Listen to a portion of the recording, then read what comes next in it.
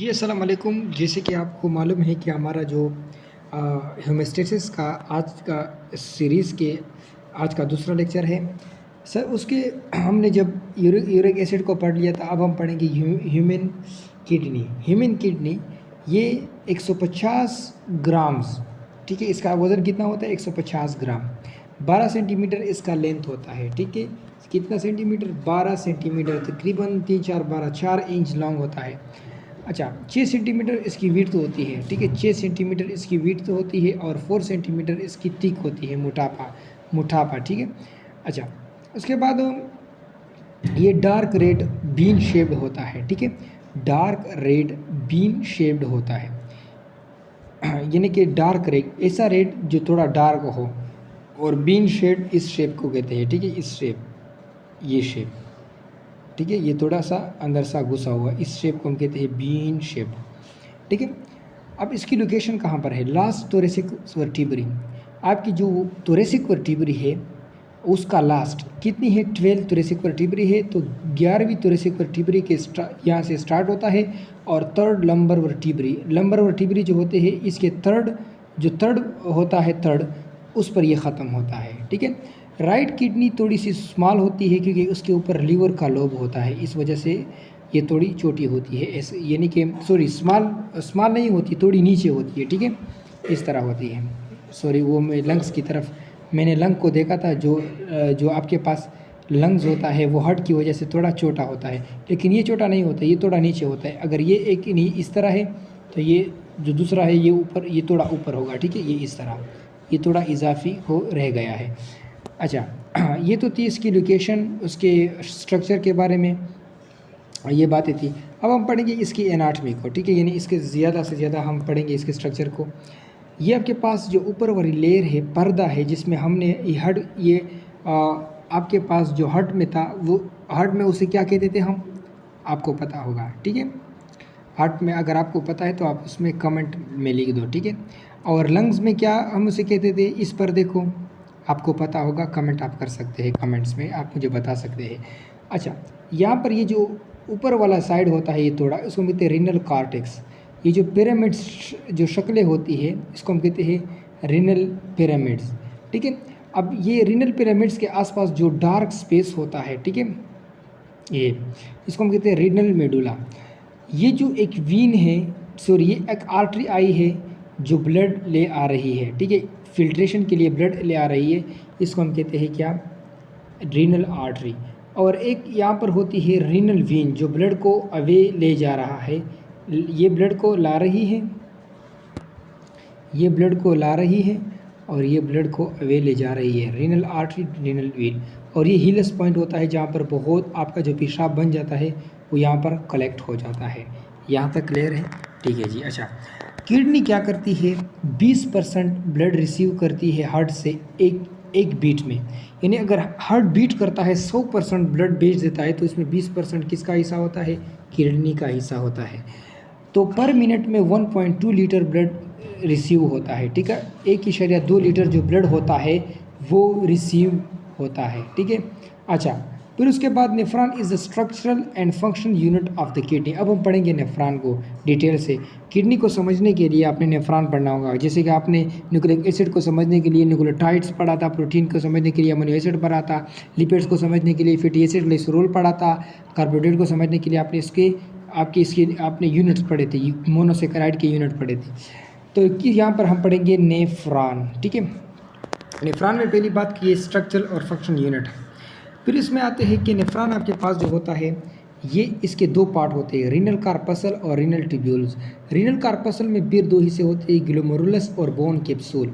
और renal tubules में ये सारे के सारे ट्यूब्स होते हैं, पीसीटी ट्यूब, लोपा फेनले, डीसीटी और सीडी। अच्छा, फिर उसके बाद आपके पास आता है कि ग्लोमेरुलस जो होता है, ग्लोमेरुलस वो इसमें एफेरेंट आर्ट्रियल होता है और एफेरेंट आर्ट्रियल होता है। इसमें ये आर्टरीज होती है, आर्टरी से फिर आर्ट्रियोल्स बनते हैं। तो ये आपके पास ये क्या है? दिस इज़, ये थोड़ा मोटा हिस्सा होता है, this is called efferent arteriole, और ये छोटा हिस्सा होता है एफेरेंट आर्ट्रियोल, ठीक है। ये आर्टरी से फिर आर्ट्रियोल बना है, ठीक है। और ये कप लाइक स्ट्रक्चर जो होता है this is called bone capsule, ये कप लाइक स्ट्रक्चर होता है और इसमें पोडोसाइट सेल होते हैं स्पेशल किस्म के।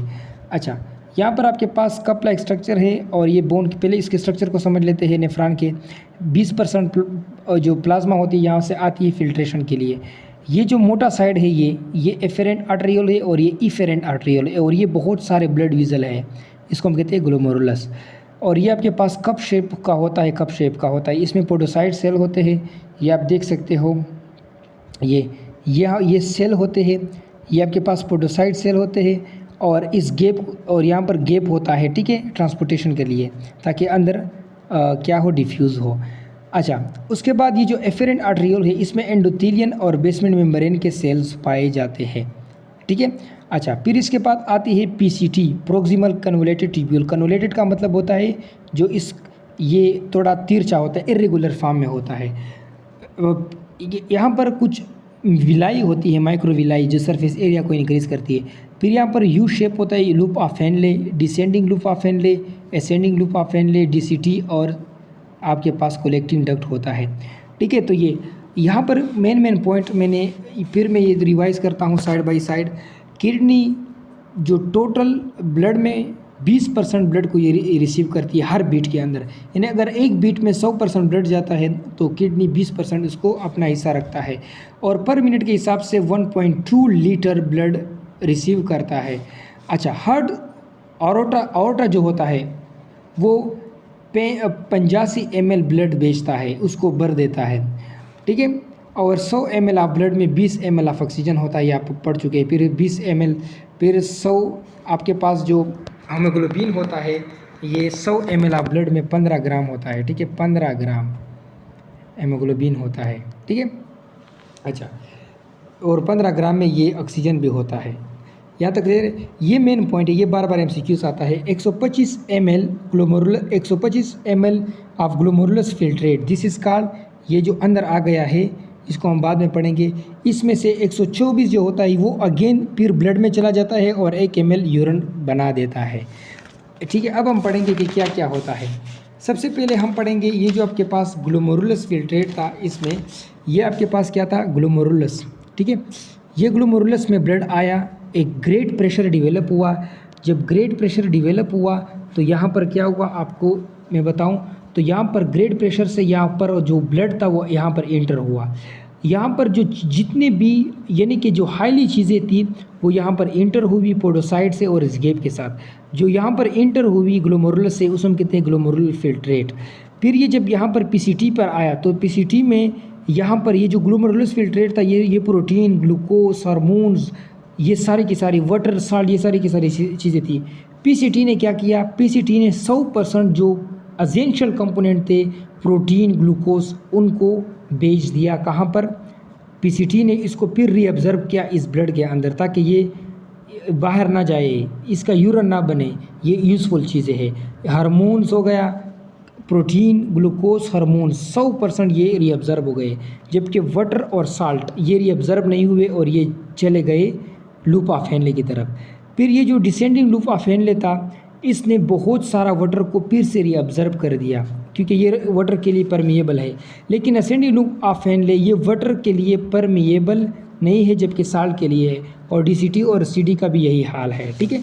तो यहाँ पर मैंने लिखा है कि प्रोक्सिमल कन्वोलेटेड ट्यूब्यूल, यहाँ पर मोस्ट रीअब्जर्प्शन यहाँ पर होती है।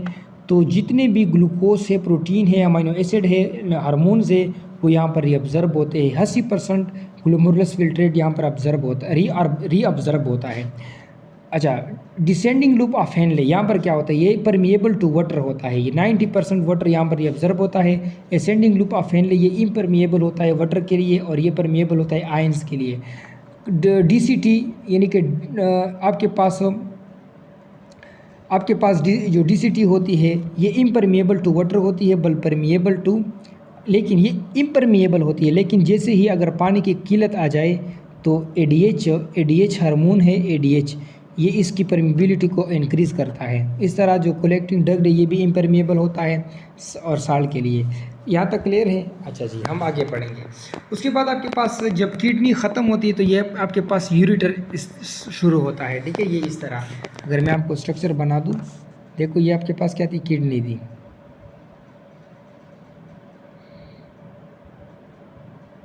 ये तो ये किडनी यहाँ पर ख़त्म हो गई। ये क्या क्या है, यूरेटर है। ये एक लंबा सा ट्यूब है 28 सेंटीमीटर का मसल का बना हुआ, और ये कहाँ जाता है, यूरिनरी ब्लैडर। और ये सिर्फ एक किडनी का है। ये दो पैर, ये पैर में होते हैं, ठीक है। ये टू मस्कुलर ट्यूब होते हैं, पैर में होते हैं। और यहाँ पर फिर स्टार्ट होती है कौन सी चीज़, ये आपके पास यूरिनरी ब्लैडर होता है।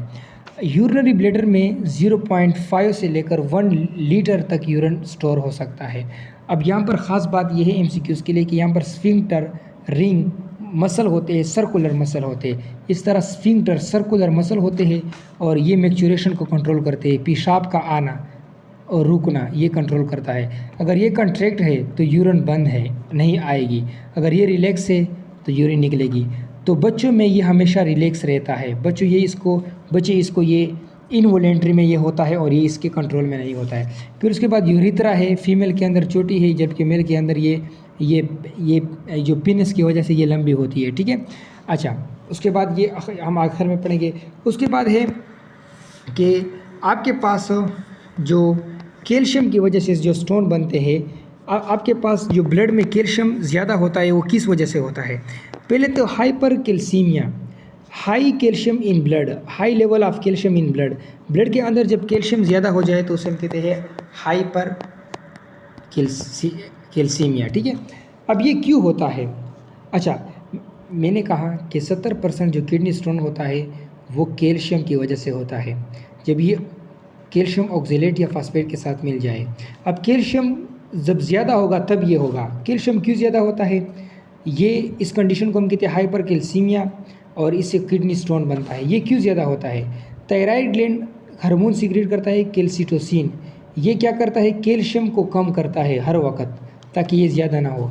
लेकिन अगर ये जितना ज़्यादा होगा उतना कैल्शियम कम होगा, लेकिन अगर ये कम हो गया तो ये कैल्शियम इसके हाथ से निकल जाएगा और कैल्शियम ज़्यादा हो जाएगा। पैराथायराइड ग्लैंड, ये क्या होता है आपके पास, पैराथायराइड ग्लैंड ये पैराथार्मोन रिलीज़ करता है। ये जितना ज़्यादा होगा कैल्शियम भी उतना ज़्यादा होगा। तो ये अगर ज़्यादा है तो कैल्शियम ज़्यादा है, तो कैल्शियम अगर कैल्सिटोसिन कम है, पैराथार्मोन ज़्यादा है, तो कैल्शियम दोनों सूरतों में ज़्यादा होगी और किडनी स्टोन काज होगा, ठीक है। अच्छा, फिर उसके बाद हम आते हैं कॉर्टिकल नेफ्रॉन और juxta medullary nephron. Cortical nephron ये फोन होते हैं इन कॉर्टेक्स ऑफ द किडनी। आपके जो किडनी के जो कॉर्टेक्स रीजन होता है वहाँ पर होता है।